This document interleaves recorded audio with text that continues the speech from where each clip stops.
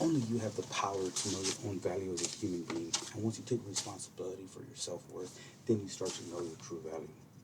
We're going to need to know where self-worth is, how we develop it and where it comes from, and mainly, how to maintain it. I believe self-worth starts to build up in yourself. When you start to know your true strengths, then that ensures more success in college and in life. And why am I the person to tell you about self-worth and how to build it and where it comes from? Because I know what my self-worth is. I've helped many of other people discover their self-worth, how to maintain it, how to build it, and where it comes from. Now, what is self-worth? What is this key? When we hear self-worth, what is this thing we hear that's called self-worth? Self-worth is described as the sense of being good enough.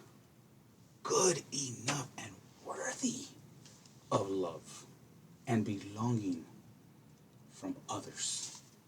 According to the Counseling Center of the University of North Carolina at Wilmington, this is what the definition of self-worth is. Let me tell you about my self-worth, how I learned this. I was a son to an abusive father, son to a neglectful mother. They were never there. I was adopted by my aunt and my uncle. When I went to go live with them, I learned what my self-worth was. They showed me what love was. They showed me what a sense of belonging was. They showed me what it is to be a person with self-worth, to hold your head high and to understand that love and belonging is something that we all need.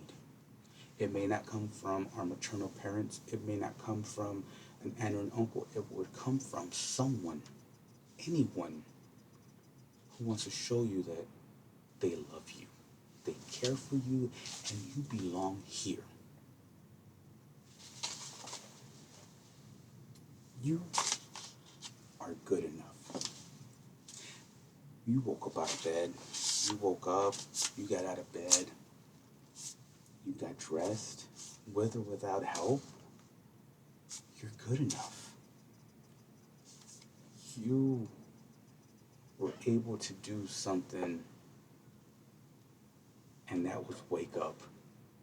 That is worthy of everything.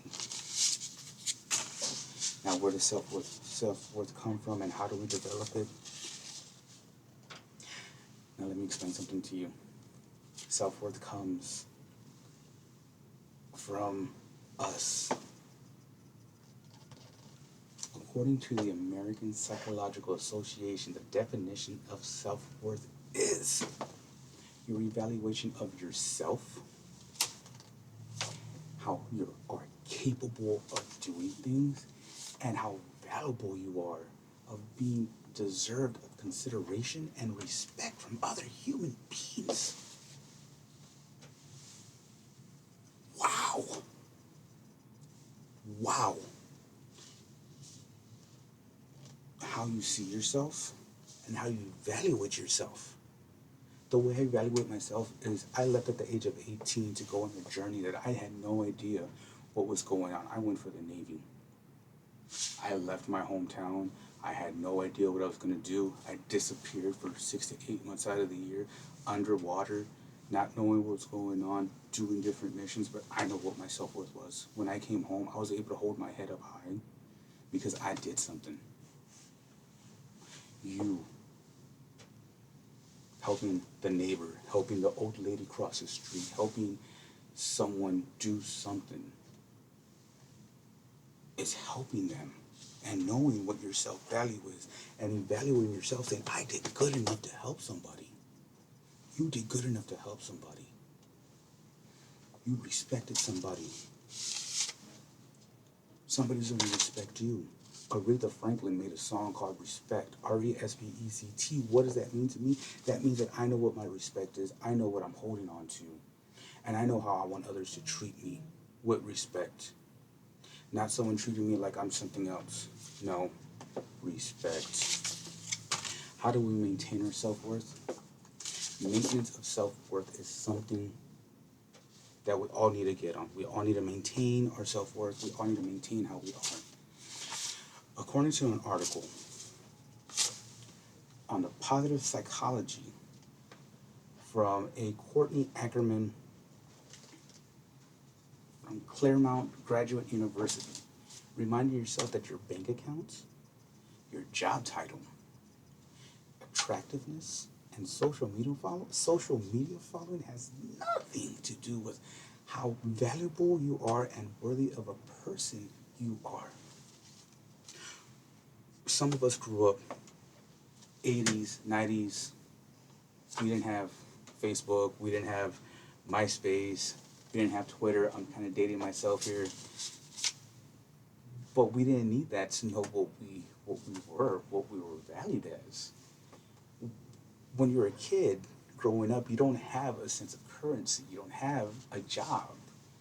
You don't look at yourself, oh, that person's pretty, oh, I'm pretty. That doesn't matter. Because you're maintaining your self-worth. When you start maintaining yourself and you start looking at yourself, man, I look good. It sounds a little narcissistic. But that's the way you see yourself.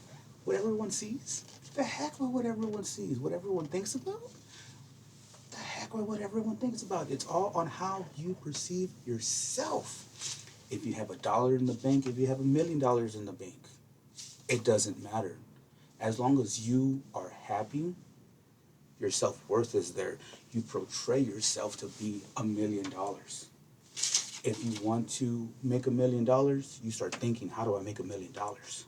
If you want to make $1, you start thinking, how do I make $1? But either way, you yourself are the person to maintain it. I grew up poor.